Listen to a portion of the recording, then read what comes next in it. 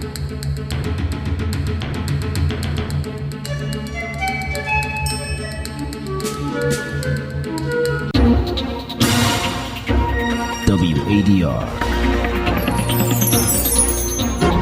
promoting dialogue.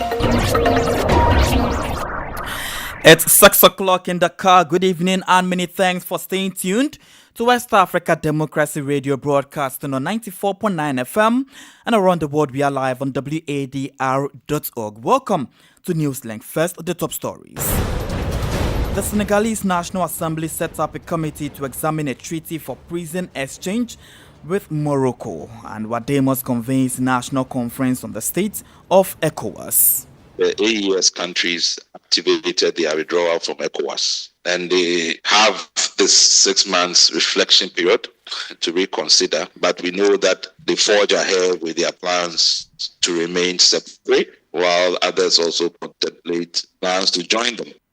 Bandits launched a scale attack in northern Nigeria, killing 2 and injuring others. And in Liberia, hundreds of university students protest against learning and sanitary conditions on campuses. This 1 week has expired since last month, so we are left with no other authority but to come out to demand them to do what is right. However, please stay tuned for details of these stories and more. West Africa Democracy Radio. It's you speaking. Many thanks for joining us and a warm welcome to our listeners within the sub-region and beyond. Let's begin here in Senegal as the National Assembly initiates the process of revising the nation's extradition treaty with Morocco. The bill, sponsored by the majority caucus of the Assembly, seeks to make way for the transfer of Senegalese or Moroccan prisoners to face justice in their respective countries. An intercommittee was set up on Monday to examine the draft law. Currently, immediate past President Macky Sall has been in the North African country since leaving office, a decision he announced before the end of his mandate last year. Abdullah Hassan reports. Once ratified, the convention between Morocco and Senegal, which dates back to 2004, will enable a Moroccan or Senegalese prisoner sentenced in one of the two countries to serve his sentence in his country of origin. This new bill follows a recent statement by the Senegalese government spokesman who promised to take legal action against former President Macky Sall. He is accused of serious irregularities in the management of public finances during his presidency. The bill could pave the way for a trial of former President Macky Sall, who has since moved to Morocco after leaving office. The bill must now be voted on by MPs in plenary session on March 10. An extradition agreement already exists between Senegal and Morocco. As a reminder, the Senegalese authorities re-established the High Court of Justice in December 2024 to try former senior figures, including former presidents of the Republic. Abdullah Hassan reports. And in Guinea, President Umaro Sissoko Embalo has officially announced his candidacy for a second term under the tense political climate. Embalo, who returned from a three-nation tour to Russia, Azerbaijan and France on Monday, told newsmen that he intends to win the election in the first round. The Bissau-Guinean head of state has been at odds with opposition political parties and groups in the country about the end of his first 5-year mandate. The opposition says it ran out at the end of February, while the Supreme Court of Justice has ruled that it ends on September 4, 2025. The 54-year-old had announced election to be held in November 2025 after postponing the legislative and presidential election in late 2024. Alan Yero Embalo is a Bissau-Guinean political analyst and a journalist. We are just waiting for international community, bilateral partners, and so on to at least be aware of the problem we are facing, at least to bring their support. It's not only financial support, but we need also human resources and at least bring the Guinea-Bissau to the clear situation, being ready to at least correct its internal and fundamental law, which is the constitution. And also, which is very difficult, we have to change also because our political actors now are over. They don't bring nothing new for this country. This is the main problem we are facing. Alan Yero Mbalo is Bissau Guinean political analyst and journalist. Now, the economic community of West African states says the creation of the regional currency known as eco-currency is at the heart of its ongoing mini-summit in Abuja, Nigeria. The 11th meeting of the ECOWAS Convergence Council is made up of ministers of finance and central bank governors of West Africa. Other issues discussed include the status of implementation of the eco roadmap and report assessment of the ECOWAS macro policy technical committee meeting held in February in Abuja. Augustine Colley has more in this report. Speaking at the opening ceremony, Nigeria's Minister of Finance and Coordinating Minister for the Economy, Wale Idan, called for the creation of a single regional currency to drive an economic integration program and improve the lives of the people of West Africa. Addressing the finance ministers, central bank governors, and heads of financial institutions in the community, Idan recalled the adverse effects of the global economic landscape on regional economies, resulting in a deterioration in the convergence profile of ECOWAS. This is because while the eco currency offers significant economic benefits, challenges remain, including divergent fiscal policies among member states, high inflation rates in some economies, and foreign exchange volatility among others. ECOWAS leaders have thus committed to addressing these challenges through policy harmonization, financial reforms, and enhanced regional cooperation. In addition, the Nigerian minister recommended a new development model based on bold reforms to mobilize domestic resources, reinvigorate the private sector, and improve natural resource management. According to the minister, the region needs to speak with one voice and coordinate efforts to tackle global challenges such as climate change, poverty, and inequality. If all goes well, ECOWAS targets 2027 for the launch of the eco currency. Augustine Colley reporting. More stories coming up on West Africa Democracy Radio. Newslink continues. Meanwhile, civil society actors have expressed grave concerns at the current political situation in the bloc. Economic Community of West African States ECOWAS feared it could tear the sub-region apart. Speaking at the opening of the third annual regional convention of civil society organizations organized by the West Africa Democracy Solidarity Network, Wadr Network in Accra, Ghana, the network's Director of Policy Engagement and Partnership, Dr. Kojo P. Asante, decreed the state of political uncertainty in countries of member states. He urged for stronger solidarity, especially with the exit of the trio of Mali, Burkina Faso, and Niger. In this multiverse, authoritarianism is on the rise, and spaces for civic openness, protection of fundamental human rights are closed or closing. There are many of you here who may have been victims of these closed spaces or have colleagues who are currently in jail for just doing duty. Now, even as we experience this nightmare, misinformation and disinformation infrastructure and systems at full speed, coddling and celebrating autocrats and military regimes. We are under no illusion that democratically elected leaders in some cases have behaved this way. These have weakened ECOWAS to forge united fronts in the face of the attacks and the changing geopolitics. At the beginning of this year, the AES countries activated their withdrawal from ECOWAS, and they have this 6 months reflection period to reconsider, but we know that they forge ahead with their plans to remain separate, while others also contemplate plans to join them. At the same time, for those of us that are left, we have serious uncertainties about their political future. This includes Gambia, Guinea, Guinea-Bissau, Benin, Cote d'Ivoire, and Togo. And that the policy director with Wadr, Dr. Kojo P. Asante. Moving on to Nigeria, armed bandits launched a deadly attack in a village in Kunduru district Kankia local government area of Katsina State on Monday night, killing 2 people and injuring others. The assailant, who arrived around 9:30 p.m., fired indiscriminately before fleeing into the surrounding forest. WADR's Usman Umar has more in this report. Local intelligence sources confirmed that security forces, including troops and local vigilantes, were alerted and swiftly mobilized to respond. However, by the time they arrived, the attackers had already inflicted casualties and disappeared. The victims were rushed to General Hospital Kankia, where the 2 deceased were confirmed dead, while the injured individual is receiving treatment. This attack is part of a broader pattern of violence by armed groups operating in northwestern Nigeria, where banditry has escalated in recent years. These groups, often heavily armed, engage in killings, kidnappings and cattle rustling, exploiting ungoverned spaces and weak security infrastructure. Katsina, like neighboring Zamfara and Kaduna states, all in the northwestern region, has been a hotspot for such violence despite ongoing military operations. In response, security forces have intensified surveillance and patrols in the area, aiming to track down the assailants and prevent further attacks.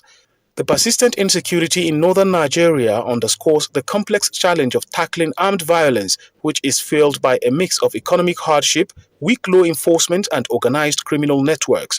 As authorities struggle to contain the crisis, civilians continue to bear the brunt of these relentless attacks. For Newslink on West Africa Democracy Radio, Usman Umar reporting from Abuja. You're still listening to Newslink here on West Africa Democracy Radio, broadcasting on 94.9 FM and around the world. We are live on wadr.org. Here's a reminder of our top stories. The Senegalese National Assembly set up a committee to examine a treaty for prisoners exchange with Morocco. Wadr's Convergence National Conference on the State of ECOWAS. Bandits launched a scale attack in northern Nigeria, killing 2 and injuring others. Still ahead in the news, hundreds of university students in Liberia protest against learning and sanitary conditions on campuses. We do have the guest interview and sports news. Stay with us. West Africa Democracy Radio. It's you speaking. No more learning activities at the state-run University of Liberia. Capitol Hill campus was abruptly halted due to a demonstration led by the Student Unification Party, SUP.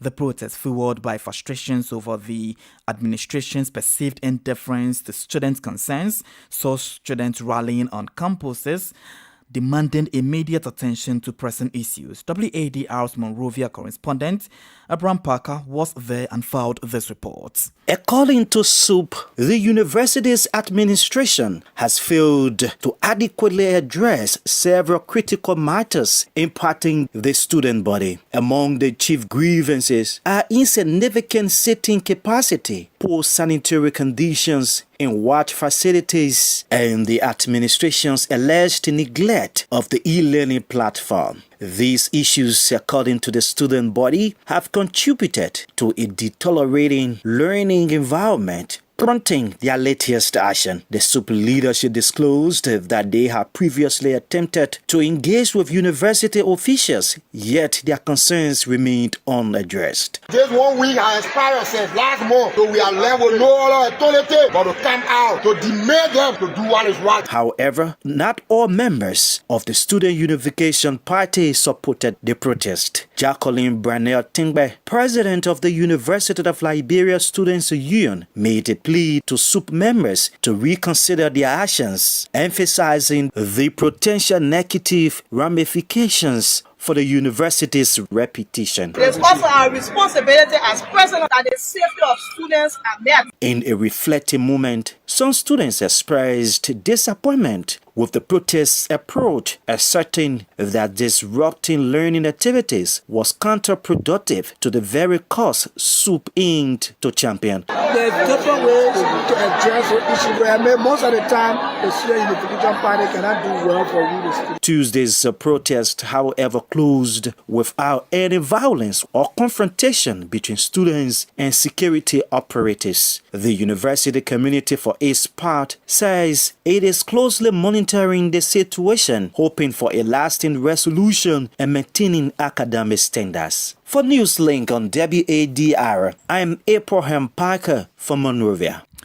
Ghana's National Economic Forum ends today with recommendations from financial sector players reflecting on the challenges of a formidable economy for the country. President John Dramani Mahama opened the event on Monday, expressing high optimism that resolutions there will enable proper planning and considerations for the national budget presentation on March 11, 2025. In his address, Mahama reassured the nation of economic prosperity while calling for all hands on deck to achieve what he terms resetting Ghana. From Accra, Echi Atiso has more in this report. At the end of deliberations on day one, President John Mahama emphasized the point that the forum is far more than just a symbolic exercise. It is a decisive step in our collective responsibility to reset Ghana's economy, restore confidence, and build the prosperous future we all envision. Ghana's Minister of Finance, Dr. Kasiola Toforsen, called for urgent reforms across state institutions to improve productivity. Within the current growth model, growth will reduce to only 3.8%, which represents 2.4% GDP per capita in less than 15 years from now. There's an urgent need to implement ambitious reforms to reset the economy in the next 4 years. Otherwise, we'll go down in terms of growth. Sharing in the ideals of Pan-Africanism and Ghana's first president, Dr. Kwame Nkrumah, Dr. Mwako, a veteran thought leader on policies and initiatives on governance and growth in Africa, said Nkrumah would be sad at how low the economy has sunk. Africa needs new type of citizen, a dedicated, modest, honest, informed man, a new type of man whose humility is his strength and whose integrity is his greatest. Ghana's economy has faced significant challenges in recent years, marked by high inflation, currency depreciation, and fiscal constraints. Echi Atiso reporting from Accra.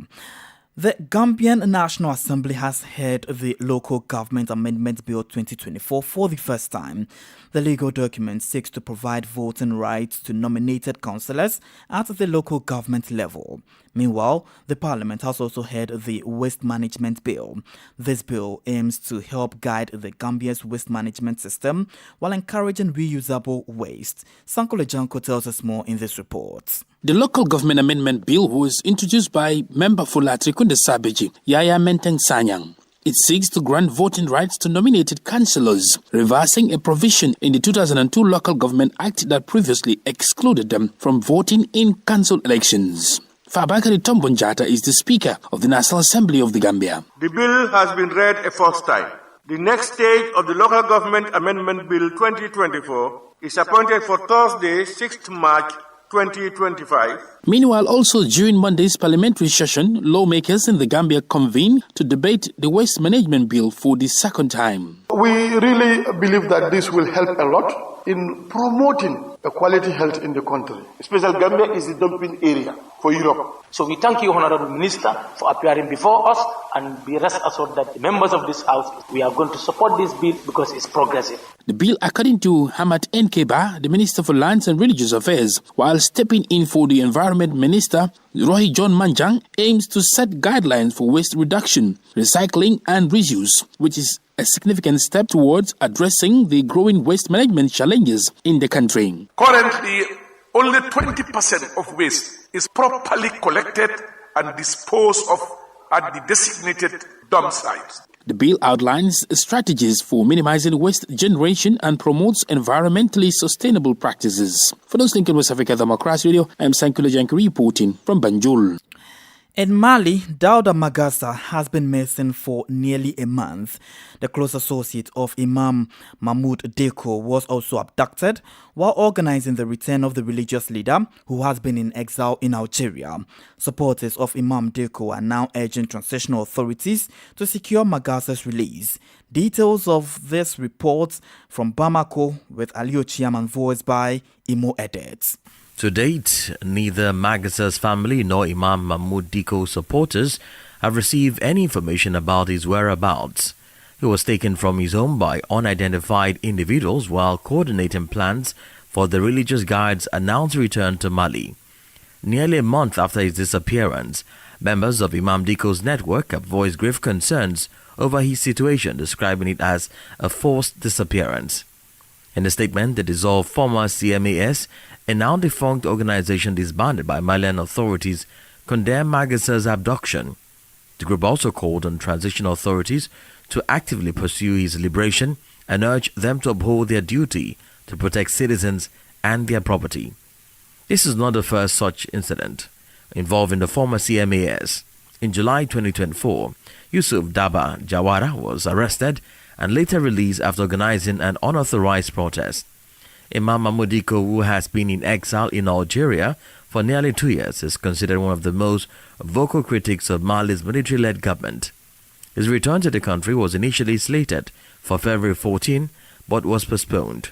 Preparations for his arrival had mobilized thousands of security forces to block supporters from gathering to welcome him, resulting in at least 9 arrests. And you heard Ali Ochiam's report, voiced by Imo Edet. Politics, analysis on major news, social matters, and all. This is The Guest.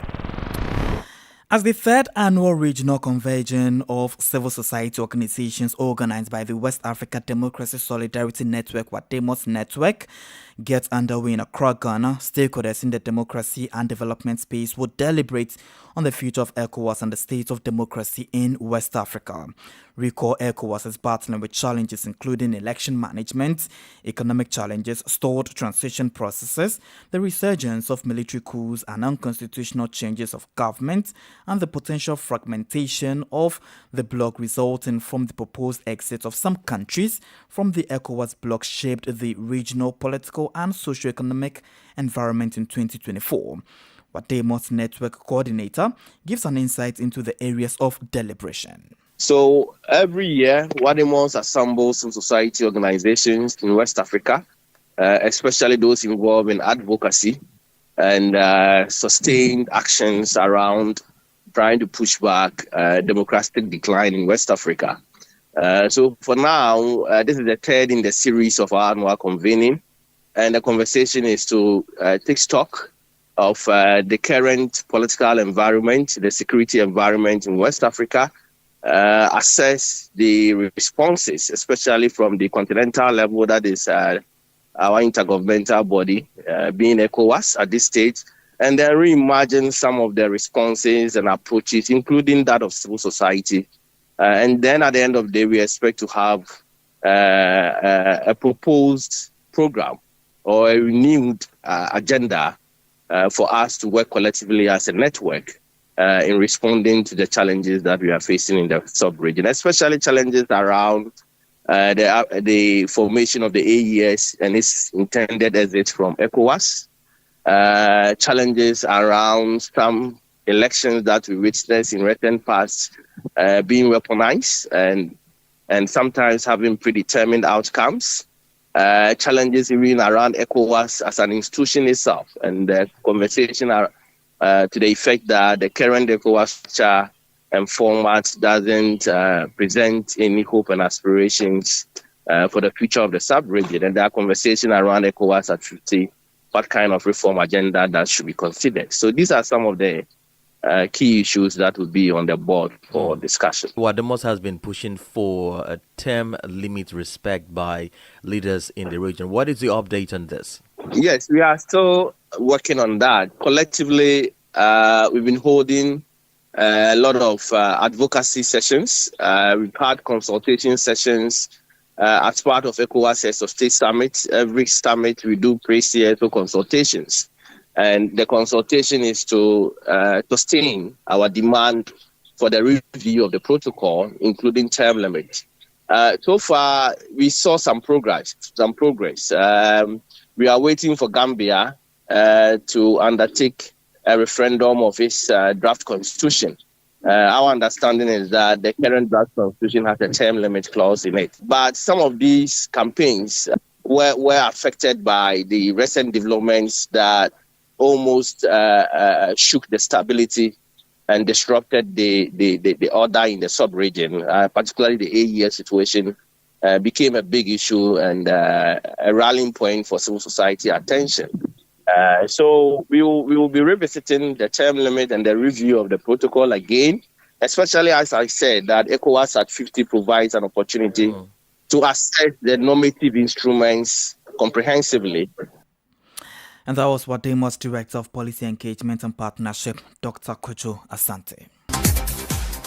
And we can join Sankule Janko for details in the world of sports. Hello out there, warm welcome and thank you for joining us. The Ghana Football Association GFA Club Licensing Committee has rejected 6 stadiums according to local media reports. The rejections come following its latest inspection, raising serious concerns about safety and security ahead of the Ghana Premier League's resumption on March 7. Among the stadiums that have been rejected by the GFA Club Licensing Committee include Baba Yara Stadium, the home ground of Asante Kotoko. The stadium, which has hosted numerous international matches in the past, has been declared unfit to host matches due to the lack of a designated safe zone, it has been reported. According to reports, Kotoko must rectify the problems ahead of the league resumption next week or face the possibility of playing home matches away from Kumasi. Meanwhile, the University of Ghana Stadium, which has been a temporary home for Hearts of Oak, Legon Cities and Accra Lions, has also been declared unfit on similar grounds, it has been reported. Other clubs whose stadiums have been declared unfit to host Ghana Premier League matches include Barakum Chelsea's Golden City Park, Basak Holy Stars AAK, Ampanium Stadium, and Young Apostles Wenchi Sports Stadium. And a lot of African stars will hope to help their clubs to secure quarterfinals qualifications in the UEFA Champions League as the round of 16 matches set to kick off today, Tuesday. The first game will show Club Brugge take on Aston Villa. Holders Real Madrid will host city rivals Atletico. Arsenal will travel to PSV Eindhoven, and Borussia Dortmund, led by Guinean forward Sekou Geraisi, will entertain French League One side with a host of African players, Lille, tonight. And that's it for sports. It's back to you. And we have come to the end of this edition of Newslink here on West Africa Democracy Radio, broadcasting on 94.9 FM Dakar, Senegal. Thank you for listening. And many thanks to Maudo Juf and Umu Danyogo for the technical assistance.